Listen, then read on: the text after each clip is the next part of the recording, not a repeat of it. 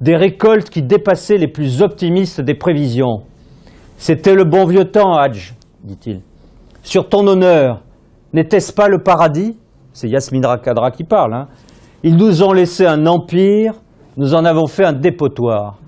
Je vous lis ça, pas par nostalgie, je regrette que la Mitidja ne soit pas restée cette terre de production, mais tout simplement parce que ce que dit Yasmina Kadra, c'est ce que disent tous les Algériens. Ils sont conscients, ils sont lucides, ils voient l'état de leur production.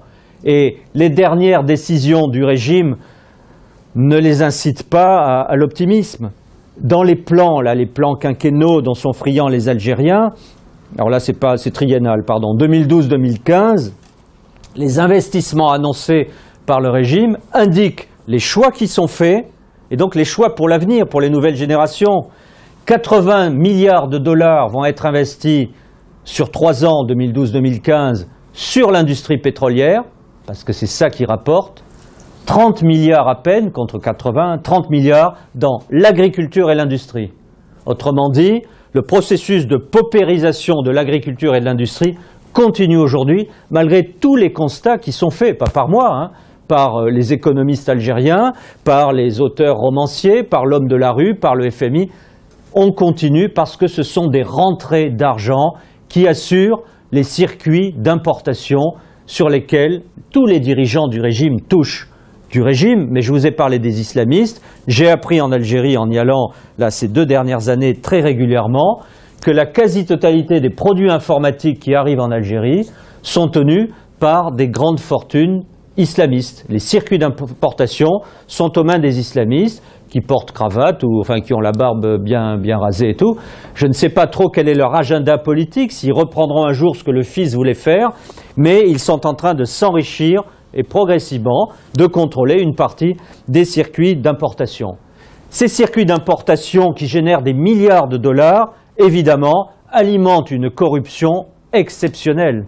L'Algérie, alors c'est pas le premier d'Afrique pour cela, au monde, il y a 3 pays qui battent tous les records de flux financiers illicites, comme on dit.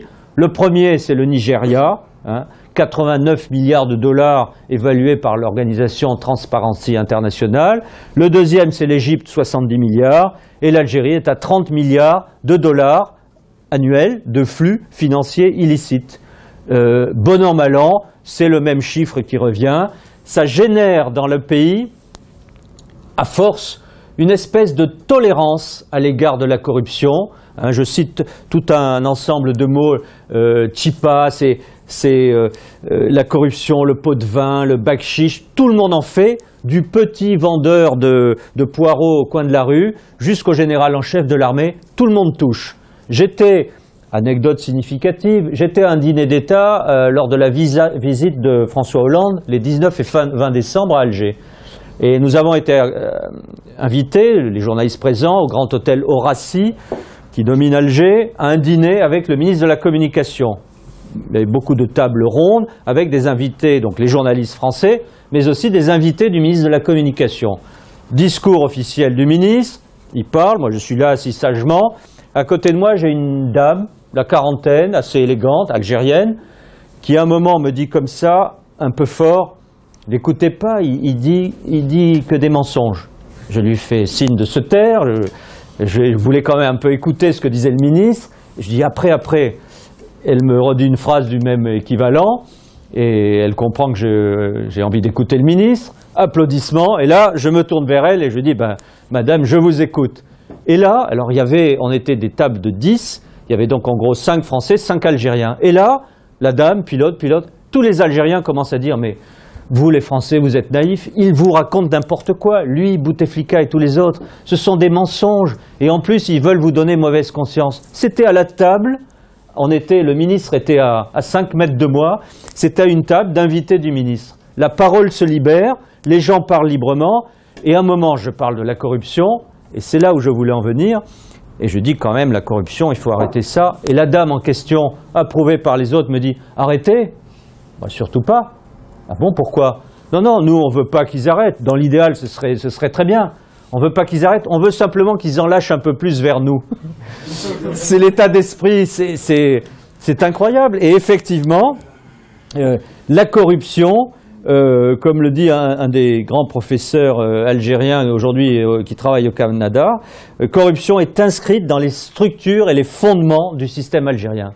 Aujourd'hui, c'est tellement enquisté à tous les niveaux, encore une fois, qu'on ne voit pas comment il sera possible, sur une durée courte, d'éradiquer ce fléau de la corruption dont tout le monde profite, pas que les riches du pouvoir, tout le monde, du petit taxieur, c'est le taxi informel, qui doit avoir un papier qui donnera le pot de vin, la chipa au petit employé, qui lui-même sera taxé pour avoir un papier plus important par son chef de service ou son directeur, et ainsi de suite. Vous voyez ? Voilà comment fonctionne l'économie algérienne, qui est verrouillée par cette rente pétrolière, plombée par ce système de la corruption à tous les niveaux. Eh bien, mon quatrième et dernier point, ça produit dans la société un désenchantement. Vous voyez cette réflexion de mon élégante algérienne quadragénaire, qui ne veut pas que la corruption s'arrête pour en profiter un peu aussi. C'est un peu ça. Le désenchantement vient du fait que les gens ont l'impression que le système est verrouillé et, pardon pour le mot, est vérolé à l'intérieur profondément depuis 50 ans.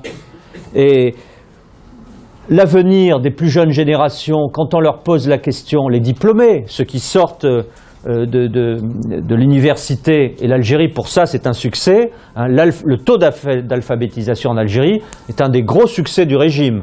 Ça a été une priorité dès le départ, comme d'ailleurs dans les régimes soviétiques ou socialistes.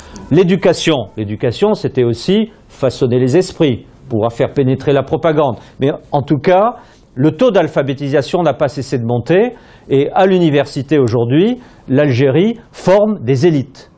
Mais des élites qui sortent, mais qui trouvent quoi? Des bacs plus 5 ou plus 6, c'était le cas de mon taxieur, mon petit chauffeur de taxi, maîtrise de droit. Mais tu n'as pas pu trouver un job, il n'y a pas de job, ou alors il faut partir à l'étranger. Et aujourd'hui, c'est un grand défi de l'Algérie, et on ne voit pas comment les gens, enfin le régime peut faire, c'est de mettre ou de remettre au travail tous ces gens hyper diplômés qui, ne trouvant pas de travail, font des petits boulots, basculent dans le trabendo. Le trabendo, c'est le marché noir. Avec la corruption, le trabendo est une des maladies chroniques de ce pays. Eh bien, dans le trabendo, vous trouvez des gens de bac-5 à bac+12. Tout le monde participe, parce que c'est une notion de survie. Mais ce système de désenchantement, de marché noir, de corruption, produit aussi en profondeur, et là je ne suis pas capable de vous dire quelle est la nature de la profondeur, si le pays pourra en sortir, est en train de produire un effet dévastateur de destruction de la volonté de travailler. Il est frappant de voir que les gens aujourd'hui perdent jusqu'à l'énergie de vouloir travailler. Il est frappant de voir que l'Algérie importe des milliers de Chinois qui font les routes, les bâtiments publics, pendant que les jeunes Algériens sont adossés au mur et regardent les Chinois travailler. Ça, c'est des images saisissantes qui montrent que quelque chose ne va pas dans ce pays. La perte du goût du travail fait qu'il sera difficile pour le pays de s'en sortir. Alors les jeunes, notamment, ont plusieurs solutions et rêvent ou fuient. Il y a ceux qui se satisfont du trabendo des petits trafics et qui vont vivoter en espérant un jour pouvoir avoir un petit appartement parce que le problème de la construction de l'immobilier est terrible. Les jeunes sont très frustrés, ils n'ont pas d'appartement, donc ils ne peuvent pas se marier, ils ne peuvent pas avoir l'épouse chez eux, donc ils vivent de plus en plus tard célibataires avec des comportements médicaux et sociaux qui ne sont pas forcément les meilleurs. Les jeunes femmes, les jeunes femmes restent de plus en plus longtemps célibataires dans ce pays. Ce qui fait qu'on voit, alors c'est peut-être un bien pour le pays, on voit lentement un tassement de la courbe démographique, même si chaque année on a 1 million de naissances en Algérie, 1 million de naissances. Il y a des effets de longue durée qui font que l'Algérie aujourd'hui est pratiquement à 40 millions d'habitants. Dans 10 ans, elle sera à 50 millions. C'est un géant démographique qui ne nourrit pas ses enfants et qui les pousse vers le rêve ou la fuite. C'est un peu la même chose. Alors c'est le Coran, c'est Allah, c'est les islamistes, c'est une forme de rêve.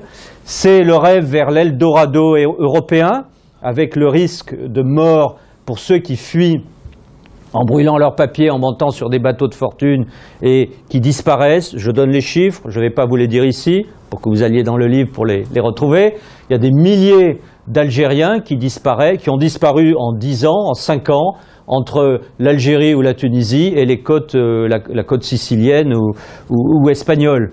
Et puis il y a un autre phénomène, et je vais en finir avec ça aussi, par là, un autre phénomène qui est passé totalement inaperçu en France, en Europe, c'est le phénomène de l'immolation.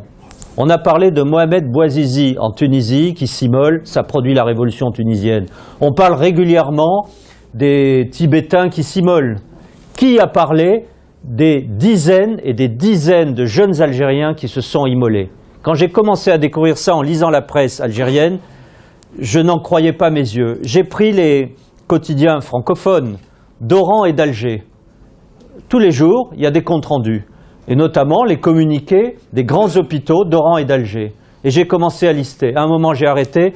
J'en étais sur les années 2010, 2011 et début 2012 à 150 immolations de jeunes, avec à chaque fois des histoires, parce que les journaux algériens, les quotidiens font bien leur travail, il y a une certaine liberté de presse, et expliquent le destin de Mohamed ou de Radija qui s'immole parce qu'elle n'en peut plus, parce qu'elle n'a pas les moyens de payer le bateau qui va l'emmener en Italie, parce qu'elle s'estime ou il s'estime ne plus avoir de place dans cette société. 150 immolations, ça n'a pas produit d'effet, parce que le printemps algérien, je vous l'ai dit, a eu lieu en 88, et parce que depuis 2010, 2011, surtout 2011, le régime a très bien compris le danger, et grâce à la manne pétrolière et gazière, régulièrement ouvre le robinet des subventions, on détaxe les produits qu'on importe, bouffées d'oxygène, on augmente de 50% les traitements des corps de fonctionnaires, policiers, douaniers, agents administratifs, et ça met un peu de fluidité dans les rapports sociaux, économiques, et ça calme tout le monde. Et comme tout le monde a envie de goûter aussi un peu à la manne qui tombe de l'État de temps en temps, ça contribue à apaiser les colères.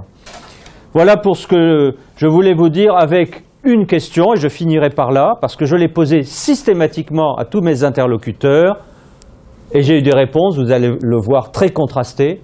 Pensez-vous possible que la nouvelle génération puisse contribuer à faire sortir le pays de ce marasme ambiant?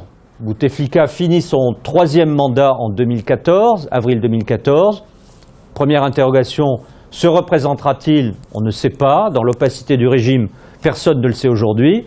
Repartira-t-il pour un nouveau mandat? On ne le sait pas. Mais la nouvelle génération, c'est ça qui est plus important, qui arrive derrière. J'ai posé la question, et vraiment, sans vouloir jouer le Normand, 50% des réponses, ça a été « oui, la nouvelle génération qui arrive, quand les plus vieux seront partis, ceux qui ont fait la guerre de libération, de type Bouteflika, quand ceux-là seront partis, la nouvelle génération n'hésitera pas à revenir sur des tabous, sur des habitudes mauvaises, parce qu'ils seront libérés de ce poids de la guerre des anciens. » Très bien. Et il y a à peu près aussi 50% qui me répondent en souriant « mais tu es naïf, Frédéric, c'est pas comme ça que ça se passe. » Parce que cette vieille génération qui est aux affaires, elle est en train depuis des années d'associer les nouvelles générations, les cadras, les quinquas d'abord, puis les cadras, leur fait goûter les plaisirs de ce régime d'importation, de corruption, etc., les associe au pouvoir, et ces gens-là vont vouloir pérenniser le système parce qu'il leur sera profitable, pendant que les plus anciens, eux, couleront des jours heureux sans que ce pouvoir sera remis en question. Voilà aujourd'hui où j'en suis. Donc si vous me posez la question, y a-t-il un avenir avec les jeunes générations en Algérie? Je suis incapable de vous le dire. Voilà, je vous remercie de m'avoir écouté.